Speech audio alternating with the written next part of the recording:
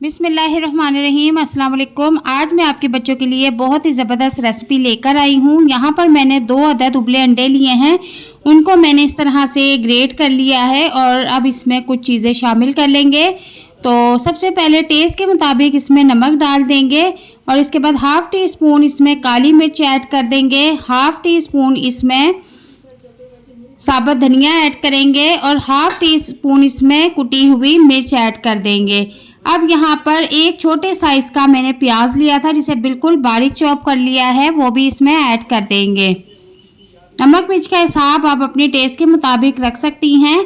यहाँ पर मैंने थोड़ी सी पालक ली है, बहुत ही कम मिकदार में, वो भी इसमें ऐड कर देंगे।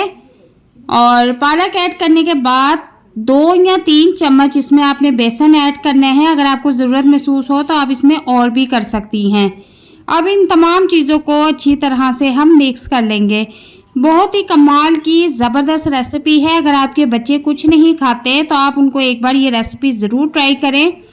और इसको अब अच्छी तरह से हम मिक्स कर लेंगे। इसमें पानी डालने की ज़रूरत नहीं है, इसमें इतना मॉइस्चर है कि आप इसको जब अच्छी तरह से मिक्स करेंगे तो ये कबाब बनने को तैयार हो जाएंगे। ठीक है, मैंने इसमें एक कतरा भी पानी ऐड नहीं किया, तो आप इसकी कंसिस्टेंसी देख सकते हैं कि ये बहुत ही ज़्यादा मतलब लिक्विड हो चुका है।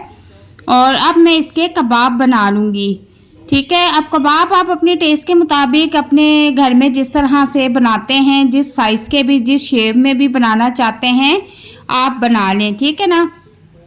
तो मैंने इस तरह से गोल राउंड शेप में कबाब रेडी कर लिया है। इसी तरीके से मैं सारे कबाब रेडी कर लूँगी।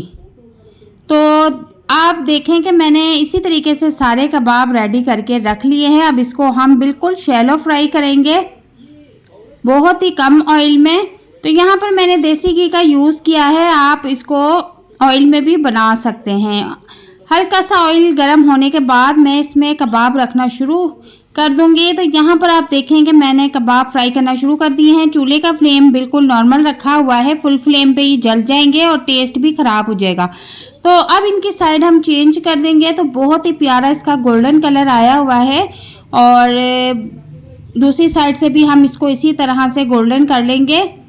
चूल्हे का फ्लेम आपने यहाँ पर नॉर्मल रखना है। तो बहुत ही टेस्टी और मज़ेदार रेसिपी है। अगर आपके पास चिकन अवेलेबल नहीं है तो आप अंडों पर भी ये कबाब बना सकते हैं। चिकन के कबाब से ज़्यादा मज़ेदार अंडों के कबाब बनते हैं, बहुत ही टेस्टी लगते हैं, बहुत ही मज़ेदार।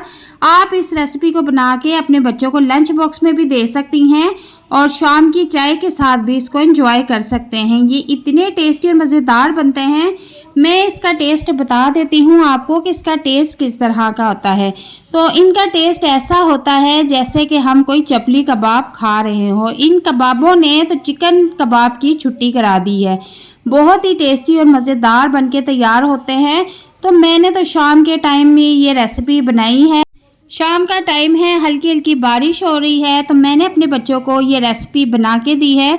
यकीन करें कि ये बहुत ही मज़ेदार लगती है। आप एक बार इस रेसिपी को घर में गलती से ट्राई कर लें, बस फिर आपको ये बार बार बनानी पड़ जाएगी, क्योंकि ये बहुत टेस्टी बनते हैं, बहुत ही लाजवाब बनते हैं। आप इस रेसिपी को अपनी फैमिली के साथ, फ्रेंड्स के साथ शेयर करें और चैनल पर नए हैं तो काइंडली चैनल को भी सब्सक्राइब करें। अल्लाह हाफिज़।